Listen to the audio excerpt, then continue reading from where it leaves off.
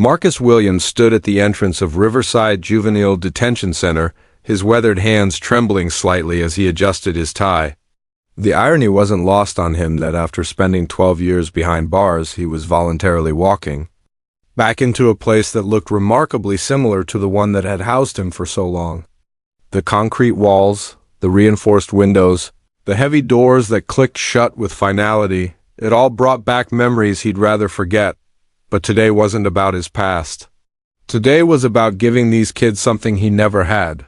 Hope. The security guard, a middle-aged woman with kind eyes, scanned Marcus's visitor badge and offered him a reassuring smile. "First day?" she asked, noting his obvious nervousness. "Is it that obvious?" Marcus replied, managing a weak smile in return. "Don't worry, you'll do fine. These kids need someone like you, someone who understands." Her words carried more weight than she probably realized. As Marcus walked through the corridors, he passed groups of teenagers in standard-issue uniforms, their faces bearing the same hardened expression he remembered wearing at their age. Some were laughing loudly, putting on shows of bravado. Others sat alone, staring at nothing, lost in their own worlds of regret and anger. Each face told a story, and Marcus recognized elements of his own story in every single one. He'd been 15 when he first entered the system. A kid from the east side of Detroit raised by a grandmother who worked 3 jobs just to keep food on the table. His father was never in the picture, and his mother had chosen drugs over motherhood when Marcus was 8. By the time he hit high school, the streets had become his family, and the older guys who ran drugs through his neighborhood had become his role models.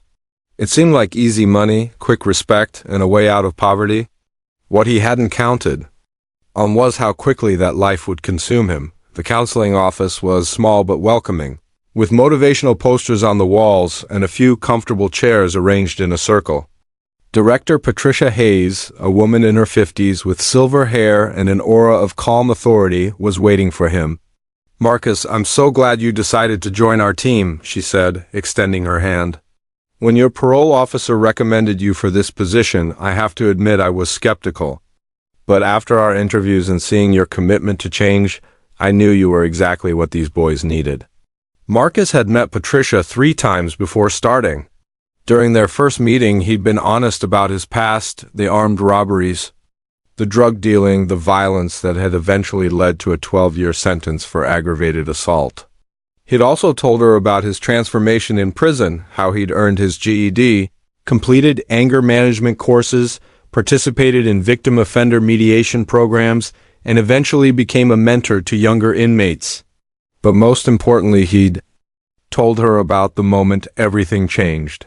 It had been his 7th year in prison when he received a letter from Mrs. Rodriguez, the mother of the store clerk he'd robbed at gunpoint. Instead of anger or hatred, her letter was filled with forgiveness and a request to meet. That meeting had shattered something inside Marcus, the wall of justification and denial he'd built around his actions. Seeing the pain in her eyes, hearing how his crime had affected not just her son but their entire family, had forced him to confront the reality of what he'd done. From that day forward, he dedicated himself to becoming a different person. "The boys you'll be working with are all between 14 and 17, Patricia explained as she showed him around the facility. "They're here for various offenses. Theft, assault, drug charges, gang activity. Most come from broken homes, and many have been failed by the system multiple times. Traditional counseling hasn't worked for them because they don't trust adults, especially authority figures. That's where you come in. You've walked in their shoes. You understand their anger, their fear, their feeling that the world has given up on them." Their first stop was the common room, where about 20 boys were scattered around, some playing cards, others watching television, a few reading. The atmosphere was tense, with clear divisions between different groups. Marcus recognized the dynamics immediately, the pecking order, the unspoken rules, the constant posturing for respect and position. "Gentlemen," Patricia announced, "I'd like you to meet Marcus Williams. He's going to be working with you as a counselor and mentor." The response was predictable.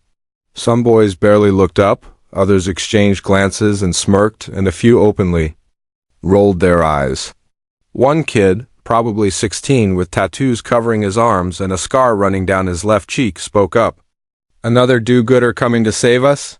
he said, his voice dripping with sarcasm. "Let me guess, you're here to tell us how we can turn our lives around if we just believe in ourselves?" Marcus looked directly at the boy and saw himself 15. Years ago, angry, defensive, convinced that everyone was against him. "Actually," Marcus said calmly, "I'm here because I was exactly where you are when I was your age.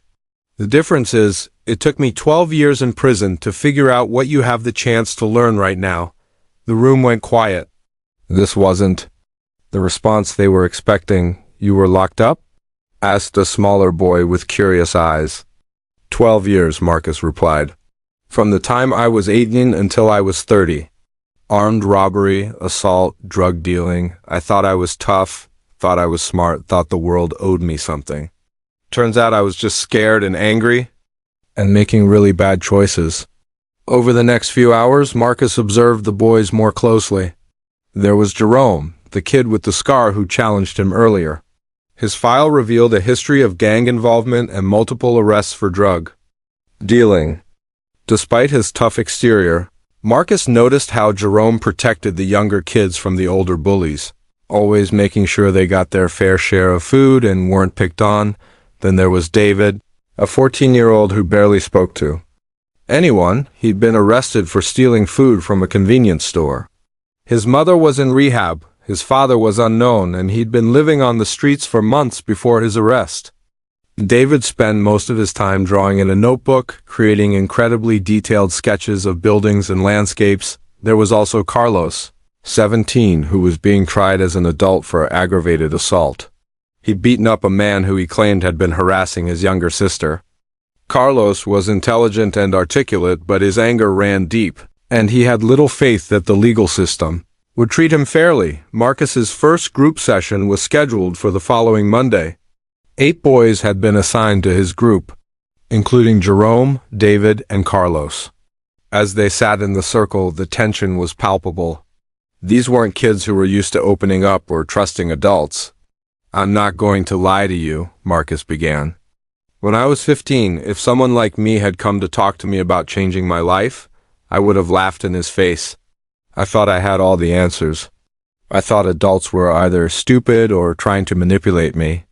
I thought the only people who understood me were the guys on the streets who were making the same mistakes I was making." Jerome leaned back in his chair, arms crossed. "So what changed?" Marcus took a deep breath. This was the hard part, the part where he had to be completely vulnerable with kids who would see any weakness as something to exploit. "I hurt people, really hurt them. And for years I told myself they deserved it, that I was just doing what I had to do to survive. But eventually I met one of my victims, a woman whose son I robbed at gunpoint. She told me how that night changed her family's life forever. How her son couldn't sleep for months, how he was afraid to go to work, how her grandchildren asked why their daddy was so sad all the time. The room was completely silent now. That's when I realized that everything I thought I knew about being tough and being a man was wrong. Real strength isn't about hurting people or taking what you want. Real strength is about facing your mistakes, making amends, and choosing to be better every single day, even when it's hard." David looked up from his notebook for the first time. "But what if people don't give you a chance to be better?" It was a question that cut to the heart of everything. Marcus had faced that same challenge every day since his release 6 months ago. Employers who wouldn't hire him, landlords who wouldn't rent to him, people who saw his record and assumed he was still the same person who'd made those choices 15 years ago. "That's the hardest part," Marcus admitted. "Some people won't give you a chance, and that's their right. But you can't let other people's judgment stop you from becoming who you're meant to be. You have to keep proving to yourself that you're different, that you're growing, that you're worth the effort." As the weeks passed, Marcus began to see small changes in the boys.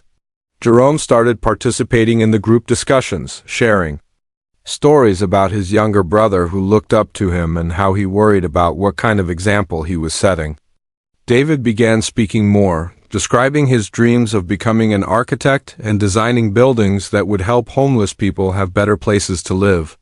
Carlos channeled his anger into writing poetry that was both raw and beautiful, expressing his fears about his future and his love for his family, but progress wasn't linear.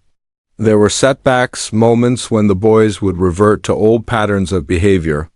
Jerome got into a fight with an older boy who was bullying David. Carlos received news that his case was indeed being transferred to adult court, and he spent 3 days refusing to speak to anyone. David discovered that his mother had dropped out of rehab again, and he stopped eating for 2 days. Each crisis tested Marcus in different ways. When Jerome was put in solitary confinement for fighting, Marcus spent hours talking to him through the door, sharing his own experiences with isolation, and how he'd learned to use that time for reflection rather than letting anger consume him. When Carlos fell into despair about his legal situation, Marcus arranged for him to speak with a legal aid attorney and helped him understand his options. When David shut down after hearing about his mother, Marcus sat with him in silence, showing him that sometimes just being present was enough. The breakthrough came during Marcus's 4th month at the facility. The boys had been working on a project where they wrote letters to their younger selves, offering advice and perspective they wished they'd had at crucial moments in their lives. When it came time to share, the room was thick with emotion. Jerome read his letter first, his voice cracking as he described how he wished he could tell his 10-year-old self that joining a gang wouldn't fill the emptiness left by his father's absence. David wrote about wishing he could have told his 8-year-old self that his mother's addiction wasn't his fault, and that he was worthy of love and stability. Carlos's letter was addressed to his 13-year-old self, encouraging him to find better ways to channel his anger and protect his family, but it was Marcus who surprised everyone when he pulled out his own letter. "I wrote this last night," he said, his hands shaking slightly. "It's to my 15-year-old self, but really it's for all of us." He cleared his throat and began to read. "Dear young Marcus, I know you think you have to be hard to survive. No, you think showing emotions makes you weak and that trusting people makes you stupid? I know you think the only way to get respect is to make people fear you. But I'm writing to tell you that you're wrong about all of that. The strongest thing you can do is admit when you're scared. The bravest thing you can do is ask for help. The most powerful thing you can do is choose love over fear, even when everything around you says that love is dangerous." As Marcus continued reading, tears began flowing down several faces in the circle. These boys, who had built walls around their hearts to protect themselves from a world that had hurt them repeatedly, were finally allowing themselves to feel hope. "The road ahead won't be easy," Marcus continued. "People will judge you. The doors will close. You'll face rejection and disappointment and moments when you want to give up. But I promise you this: every choice you make to be better, every moment you choose healing over hatred, every time you extend kindness instead of cruelty, you're not just changing your own life. You're changing the lives of everyone you'll ever meet." The impact of that session rippled through the entire facility. Boys who had never participated in counseling began asking to join Marcus's group. Staff members noticed fewer fights and disciplinary issues among the boys who worked with Marcus. Most importantly, several boys began making concrete plans for their futures, applying for GED programs, researching vocational training, reaching out to family members they'd been estranged from. But Marcus's greatest success came with his most challenging case. There was a boy named Anthony, 16 years old, who had been in and out of the system since he was 12. Anthony had been placed in Marcus's group reluctantly, and for weeks he sat in silence, his eyes filled with a rage that seemed bottomless. His file revealed a history of severe abuse and neglect, multiple foster placements that had failed, and increasingly violent offenses. Anthony reminded Marcus of himself at his worst, not just angry at the world, but convinced that violence was the only language the world understood. For 6 weeks, Anthony said nothing in group sessions, responded to questions with shrugs or silence, and maintained the demeanor of someone who had given up on everything, including himself. The breakthrough came unexpectedly. Marcus was staying. Late one evening, preparing materials for the next day's sessions, when he heard someone crying in the common room. He found Anthony sitting alone in the dark, tears streaming down his face as he stared at a letter in his hands. "You okay?" Marcus asked gently, not approaching too closely. Anthony looked up, and for the first time, Marcus saw past the anger to the broken child underneath. "My little sister," Anthony said, his voice barely above a whisper. "She's in foster care. This family wants to adopt her, but they don't want me. She's 7, and she asked why I can't come live with them too." Marcus sat down across from Anthony, maintaining respectful distance but offering his presence. "That must hurt like hell." "She's the only family I got," Anthony continued, his voice breaking. "I've been trying to take care of her since she was 3, when our mom died. Every stupid thing I did, every crime I committed, it was trying to get money to take care of her. And now she's going to have a real family, and I'm happy for her. But you feel like you're losing the only person who ever loved you," Marcus finished. Anthony nodded, unable to speak. "Can I tell you something?" Marcus asked. "The greatest act of love is sometimes letting go. If your sister has a chance at a stable, loving home, that's what you want for her, right? That doesn't mean you stop being her brother. That doesn't mean you disappear from her life. But maybe it means you love her enough to support what's best for her, even when it hurts you." Over the following weeks, Marcus worked intensively with Anthony, helping him process his grief and fear while also helping him see that his sister's placement with a loving family wasn't an ending but a new beginning. Together they wrote a letter to Anthony's sister, explaining how much he loved her and how proud he was that she was getting the family she deserved. They also wrote to the adoptive family, expressing Anthony's commitment to being a positive presence in his sister's life and his desire to earn their trust over time. The transformation in Anthony was remarkable. Once he allowed himself to feel and express his emotions, his anger began to dissipate. He started participating in group sessions, sharing his experiences and offering support to other boys who were struggling. He enrolled in the facility's educational program and began working toward his GED. Most importantly, he started talking about his own future, not just surviving, but actually building a life worth living. As Marcus's first year at the facility drew to a close, he reflected on how much had changed, not just for the boys he worked with, but for himself. Working with these young men had forced him to confront aspects of his own healing that he hadn't fully addressed. Seeing their pain, their potential, and their capacity for growth had reminded him of his own journey and reinforced his commitment to making amends for his past mistakes. The facility hosted a graduation ceremony for boys who were completing their sentences and transitioning back to their communities. Jerome was among them, having been accepted into a community college program and secured a part-time job with a local nonprofit. David had been placed with a relative who supported his artistic interests and enrolled him in high school with a focus on architecture. Carlos, despite facing adult charges, had received a plea agreement that would allow him to serve his sentence in a facility that offered college courses, but it was Anthony's moment that brought tears to Marcus's eyes. Anthony had been accepted into a residential program that would allow him to complete his education while learning job skills. More importantly, his sister's adoptive family had agreed to maintain contact and support a relationship between the siblings. Recognizing that their bond was something to be nurtured, not severed. As Anthony prepared to leave, he approached Marcus with a folded piece of paper. "I wrote this for you," he said, his voice steady and strong. "It's my letter to my future self, but I wanted you to read it first." Marcus unfolded the paper and read, "Dear future Anthony, I hope by the time you read this, you remember where you came from and how far you've traveled. I hope you remember that being hurt doesn't give you the right to hurt others, and that being scared doesn't mean you have to live in fear forever. I hope you remember Marcus Williams, who showed me that it's never too late to choose a different path, and that redemption isn't something you achieve once, it's something you choose every single day.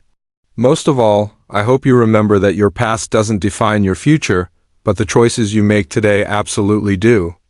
Standing in the facility's courtyard, Watching these young men walk toward uncertain but hopeful futures, Marcus understood that his own journey of redemption was far from over. Every day brought new challenges, new opportunities to choose healing over hatred, growth over stagnation, love over fear. The work was hard, and there would always be boys who didn't make it.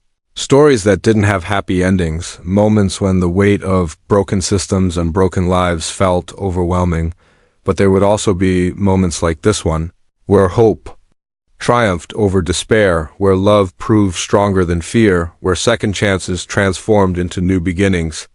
In helping these boys find their paths to redemption, Marcus had discovered that his own healing was not a destination but a journey, one that required him to show up every day, to be vulnerable and honest, to believe in the possibility of transformation even when the evidence seemed scarce. As the sun set over Riverside Juvenile Detention Center, Marcus knew he would return tomorrow, and the day after that, and for as long as there were boys who needed to hear that their mistakes didn't define them, that their pain didn't have to become someone else's suffering, and that no matter how dark their past, their future was still unwritten.